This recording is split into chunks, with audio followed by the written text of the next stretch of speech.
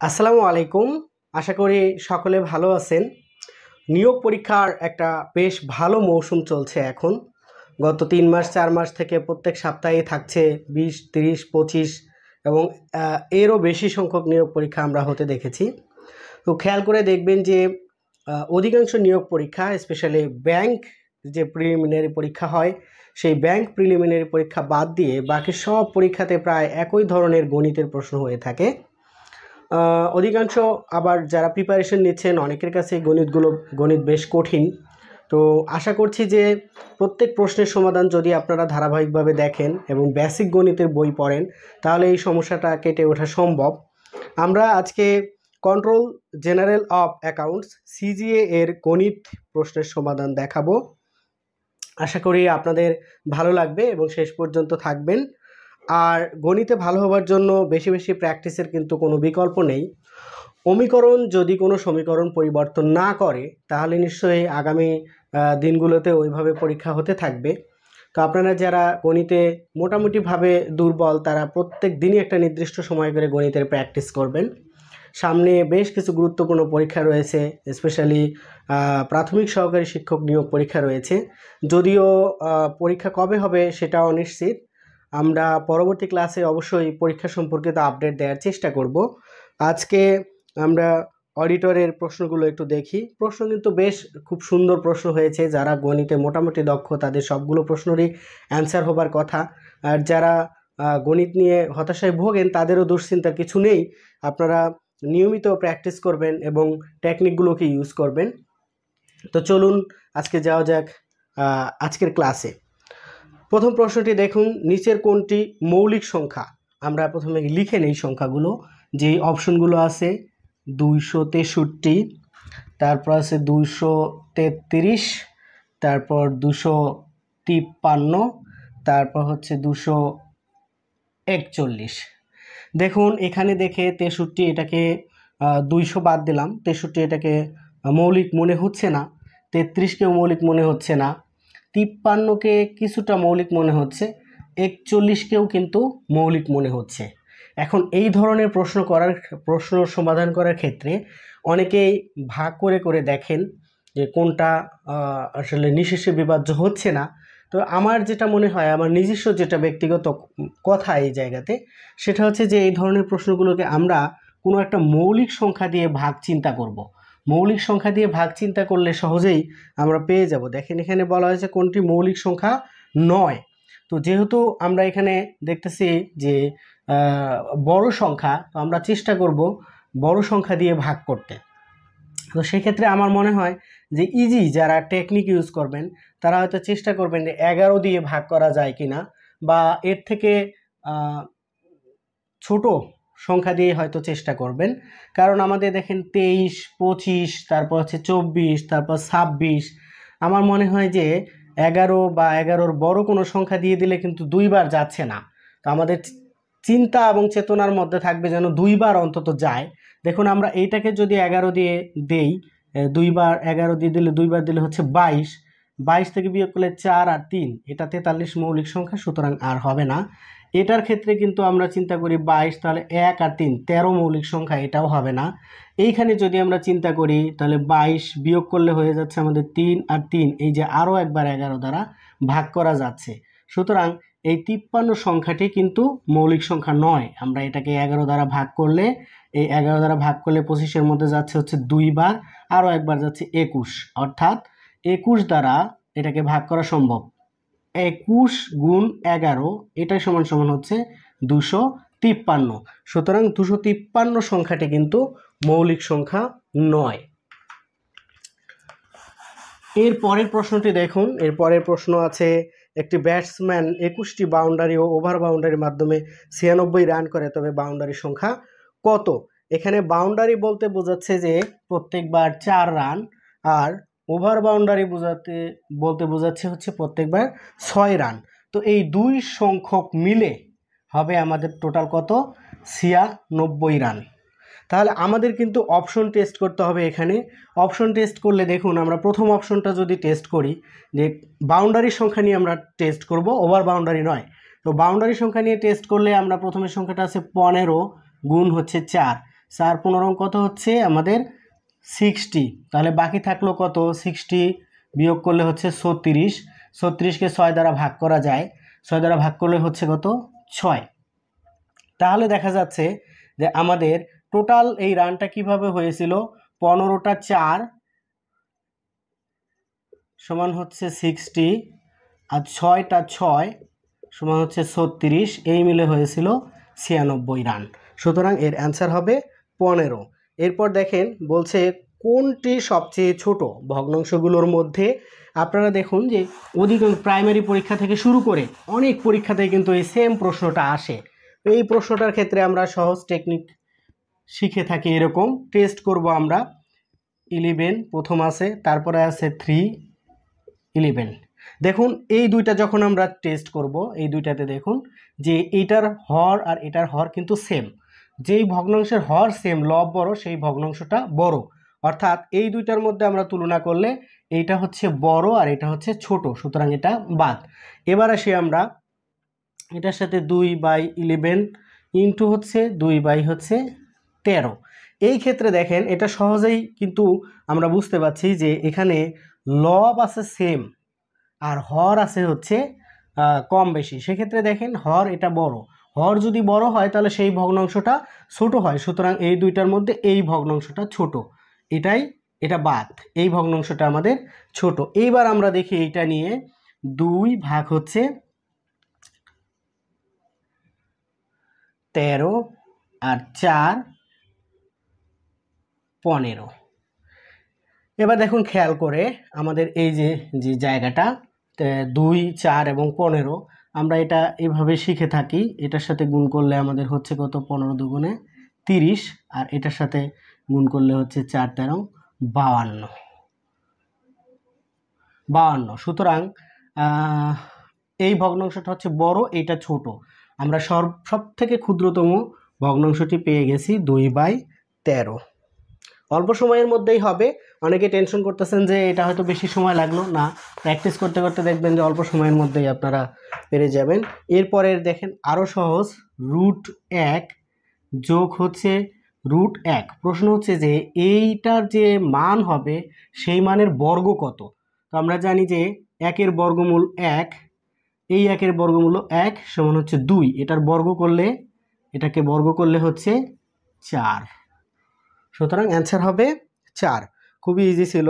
এরপর দেখেন যদি তেলের দাম 25% বৃদ্ধি পায় তবে তেলের ব্যবহার শতকরা কত কমালে তেল বাবদ আমাদের খরচ কোনো বৃদ্ধি পাবে না।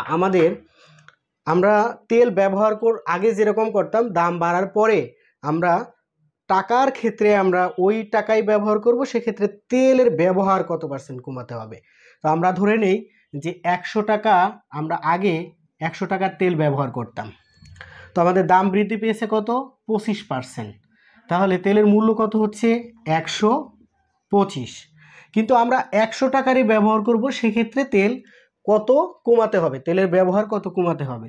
দেখুন এখান থেকে আমরা চিন্তা করি যে 125 টাকায় বৃদ্ধি পাইছে হচ্ছে 25, তাহলে 1 টাকায় 125, 100 টাকায় কত। তো এটা হিসাব করলে আমরা যদি 25 দ্বারা এটাকে হিসাব করি 5 এটাতে কাটলে হচ্ছে 20। অর্থাৎ তেলের ব্যবহার যদি আমরা 20% কমিয়ে নিয়ে আসি তাহলে তেল বাবদ আমাদের খরচের কোনো বৃদ্ধি হবে না। তো যারা মোটামুটিভাবে এই ধরনের অঙ্ক করতে চান না বা চিন্তা করতে চান না, দেখেছি যে এই ধরনের অঙ্ক দুইভাবে আসে। এটা হচ্ছে 20% আসলে উত্তর হয় 25, আবার 25% আসলে উত্তর হয় 20। সেক্ষেত্রে আপনারা এভাবে এটা মনেও রাখতে পারেন, যেহেতু বারবারই রিপ্লে হয় অঙ্কটি। এরপর দেখেন কোন সংখ্যার 3 গুণের সাথে দ্বিগুণ যোগ করলে 90 হয়। তাহলে অজানা সংখ্যাটি আমরা ধরে নিলাম যে x, এইটার 3 গুণের সাথে দ্বিগুণ যোগ করলে হয় হচ্ছে 90। খুবই সহজ। তাহলে 5x সমান 90। তাহলে 5 দ্বারা 90কে ভাগ করলে, 5 দ্বারা 100কে ভাগ করলে 20 হয়, আরও দুইটা কমে গেল 18। তাহলে অ্যান্সার হয়ে যাচ্ছে আমাদের কত, 18। এরপর দেখেন কোন সংখ্যার 4/7 অংশ 80 এর সমান। তাহলে কোন সংখ্যার মানে হচ্ছে অজানা সংখ্যা। ধরে নিলাম যে অজানা সংখ্যাটি হচ্ছে x। তাহলে এই x এর, দেখুন x এর 7/4 সমান 80। তাহলে এক্স এর 4/7 সমান 80। সংখ্যাটি বের হয়ে যাবে দেখেন। তাহলে 4x 7 80, তাহলে 4x সমান হচ্ছে 80 গুণ 7। তাহলে 4 দ্বারা আমরা ভাগ করি, 80কে 4 দ্বারা ভাগ করলে হচ্ছে 20, 7 7 দুগুণে 14 অর্থাৎ 140। 140-এর 4/7 অংশ হবে 80। আমরা চলে যাচ্ছি পরবর্তী কোশ্চেনে। পরবর্তী কোশ্চেনটি দেখুন, পয়েন্ট 1। এটার সাথে অবশ্যই প্রশ্ন সাথে নিয়ে নেবেন সমাধানটা দেখার সময়, কারণ প্রশ্ন লেখা সম্ভব নয়, এমনিতেই ভিডিও অনেক বড় হয়ে যায়। তাহলে আমরা এটাকে দেখি, এই যে এই সংখ্যাটা, এটাকে আমরা একে নিয়ে আসলে দশমিকের পরে 2 ঘর 100 হয়ে গেল, ইন্টু হচ্ছে 2/5। তাহলে কি হলো, আমরা এইটাকে কিভাবে 100 বানাতে পারি, যদি আমরা এখানে 20 গুণ করে দেই, এখানেও আমরা 20 গুণ করে দিলাম, তাহলে যেটা হলো সেটা হচ্ছে যে এই যে 40 আর এইটা 100 আর এইটা 100, তাহলে একের পরে 4টা শূন্য। এবার আমরা দেখুন 0 0 কেটে দিলাম, আর এটাকে 2 দ্বারা এইটাকে এই 1 2 3 দশমিকের পরে 3 ঘর যদি নিয়ে আসি, তাহলে থাকছে 4 1 2 3। এই যে দেখুন খুবই ইজি। তাহলে আমাদের উত্তর হয়ে গেল 0.004 বা 004। উল্টো কাজ করতে হয়েছে এখানে, ভাগ করার ক্ষেত্রে দশমিকের ভাগগুণ আমরা সহজ পদ্ধতি অবলম্বন করলে ভালো। এরপর দেখুন এক্স ও ওয়াই এর মানের গড় 9, জেড সমান সমান যদি 12 হয়, তাহলে এক্স ওয়াই এবং জেড এর মানের গড় কত হবে? তিনটার গড় কত হবে? খুবই সহজ। এক্স ও ওয়াই এর মানের গড় ছিল হচ্ছে 9, এক্স ও ওয়াই। তাহলে এই দুটির মোট কত হবে? 9 দুগুণে 18। এখন জেড হচ্ছে কত? 12, তাহলে আমরা 12 দিয়ে দিলাম। এইবার আমরা 3 দ্বারা ভাগ করলেই গড় পেয়ে যাব। তাহলে 12 আর 18 হচ্ছে 30, 3 দ্বারা ভাগ করলাম, এই হচ্ছে 10। তাহলে টোটাল গড় আমরা পেয়ে গেলাম কত? জেড এর মানের গড় কত হবে? 10। এরপর দেখুন প্রশ্ন 10 নাম্বার আছে, 1 নটিক্যাল মাইলে কত মিটার? একদম ঠাড়া মুখস্থ করে ফেলুন। 1 নটিক্যাল মাইল সমান হচ্ছে 1853.18 মিটার। এরপর বলা আছে যে 1 কিলোগ্রাম কত পাউন্ডের সমান? এটাও মুখস্থ করে ফেলুন। 1 কিলোগ্রাম সমান 2.21 পাউন্ড। এরপর যে প্রশ্নটি দেয়া আছে এটা সরাসরি ক্লাস 7 এবং 9 এর প্রশ্ন। ক্লাস 7 এবং 9 এর ধরনের বীজগণিত প্রশ্ন আছে, আপনারা যারা ক্লাস 7 এবং 9 এর বেসিক বই পড়েন তারা পাবেন। a প্লাস বি সমান সমান হচ্ছে 7, এ বি সমান সমান হচ্ছে 10। আমাদের প্রশ্ন হচ্ছে square plus B square plus এখানে 3ab। ওকে, স্কোয়ার প্লাস বি স্কোয়ারে তো মান দেয়া নেই, এটা সূত্রটা লিখে ফেলেন। a plus B whole square minus 2ab plus 3ab। তাহলে দেখুন এই যে এখন এটার মান বসানো যাচ্ছে, 7 স্কোয়ার, এই 2ab থেকে ab বাদ গেলে হচ্ছে শুধুমাত্র ab, এর মান কত? 10। তাহলে দেখা যাচ্ছে 49 যোগ 10 সমান সমান হচ্ছে 59। সুতরাং এটার উত্তর হবে 59। এরপরে দেখুন একটি সমকোণী ত্রিভুজের সমকোণ সংলগ্ন বাহুর দৈর্ঘ্য যথাক্রমে 6 ও 8 সেন্টিমিটার হলে এর ক্ষেত্রফল কত? সমকোণী ত্রিভুজ এঁকে নেবেন, এই হচ্ছে, এটা হচ্ছে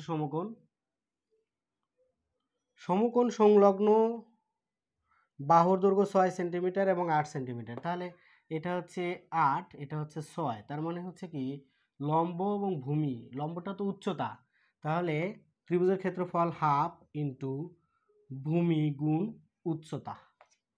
কত হলো? এটা দ্বারা এটাকে কাটলে 4 4 6 24, আসলে বাংলিশ হয়ে যায়, 4 6 24, সুতরাং ক্ষেত্রফল হয়ে যাচ্ছে 24। একদম ইজি প্রশ্ন ছিল। যারা মেনসুরেশন পড়েন 10ম শ্রেণীর তাদের ক্ষেত্রে এগুলো খুবই সহজ, বা যারা পড়ান এরপরে দেখুন যে প্রশ্নটি দেয়া আছে, একটি আয়তাকার ক্ষেত্রে দৈর্ঘ্য বিস্তারে 3 গুণ। দৈর্ঘ্য যদি 48 মিটার হয় তাহলে হচ্ছে কি দৈর্ঘ্য বিস্তার বা প্রস্থের 3 গুণ। তাহলে দৈর্ঘ্য যদি 48 হয় তাহলে প্রস্থ হবে 3 ভাগের 1 ভাগ, অর্থাৎ 48 ভাগ হচ্ছে 3। প্রস্থ কত হলো তাহলে? একবার যাচ্ছে 1, 18, 18 তো যাচ্ছে হচ্ছে 6 বার 16, 3 16 48।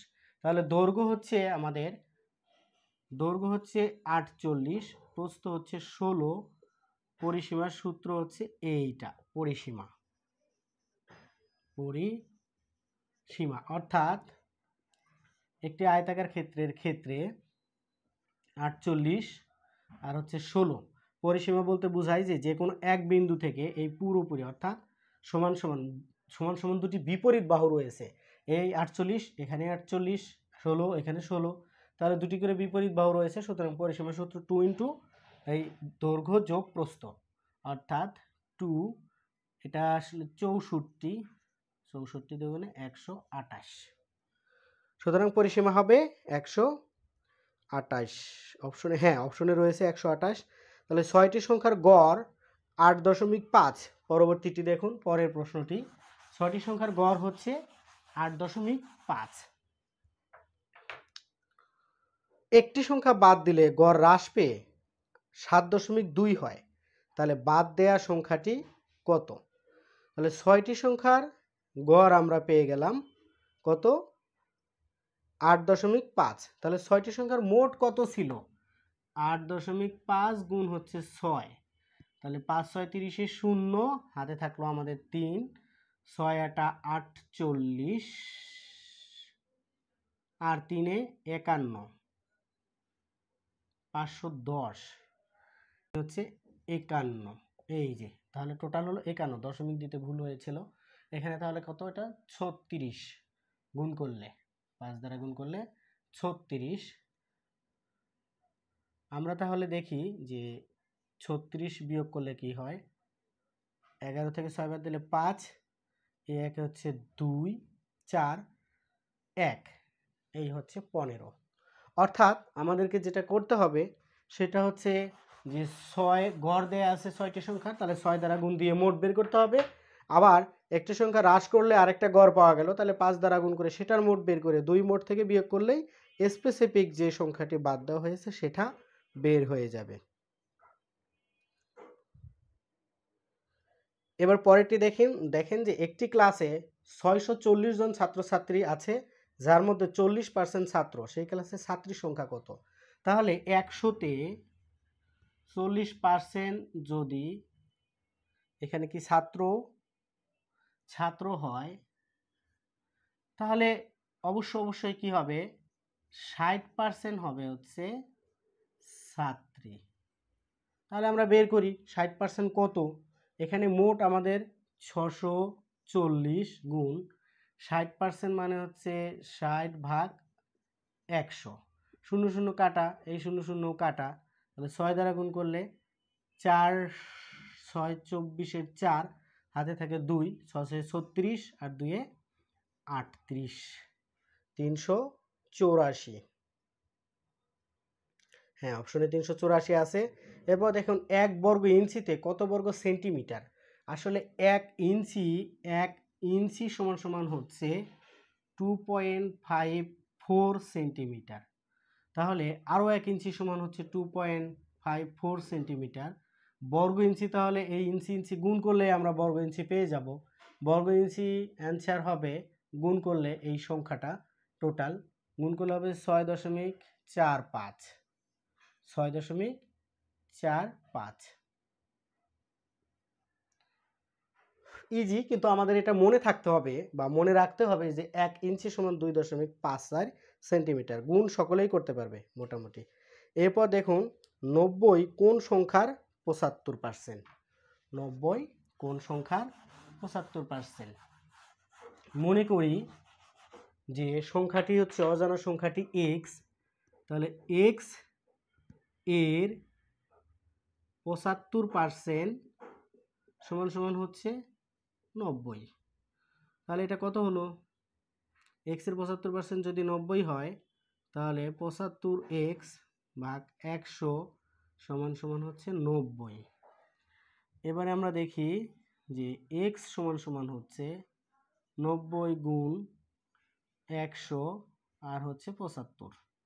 তাহলে আমরা যদি 25 দ্বারা ভাগ করি এখানে কত হবে 4, এটাকে 25 দ্বারা ভাগ করলে 3, এটাকে ভাগ করলে হচ্ছে 30, 3 4 12, 120।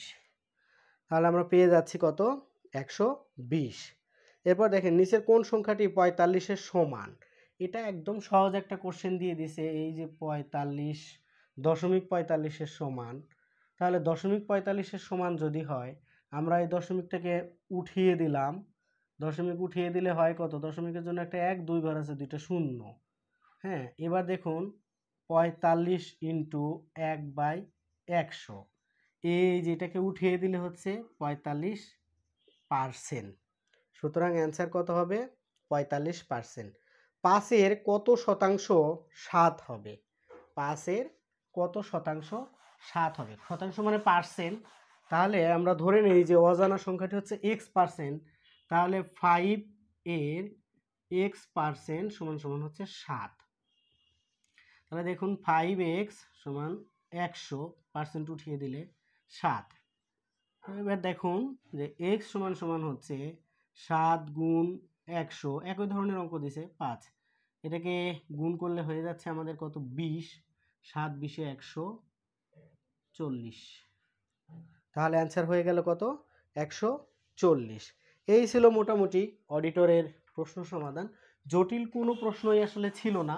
আপনাদের যেটা করতে হবে মনোযোগের সহিত বেশি বেশি করে অঙ্ক করতে হবে, গণিত করতে হবে।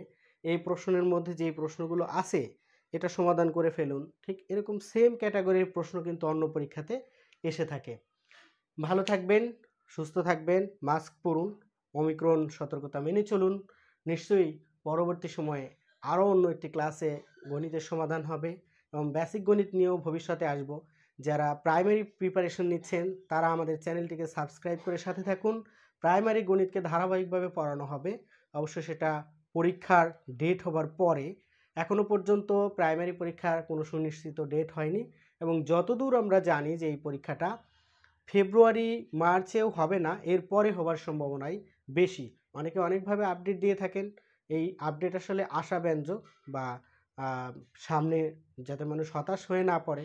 তো প্রকৃতপক্ষে এখনও পর্যন্ত প্রাইমারি পরীক্ষা হবার মতো কোনো ডেট হয়নি। যখন অধিদপ্তর কর্তৃক কোনো নোটিশ দিয়ে প্রাইমারি পরীক্ষার ডেট জানিয়ে দেওয়া হবে, ওইটাই হবে নিশ্চিত ডেট। ভালো থাকবেন, আল্লাহ হাফেজ।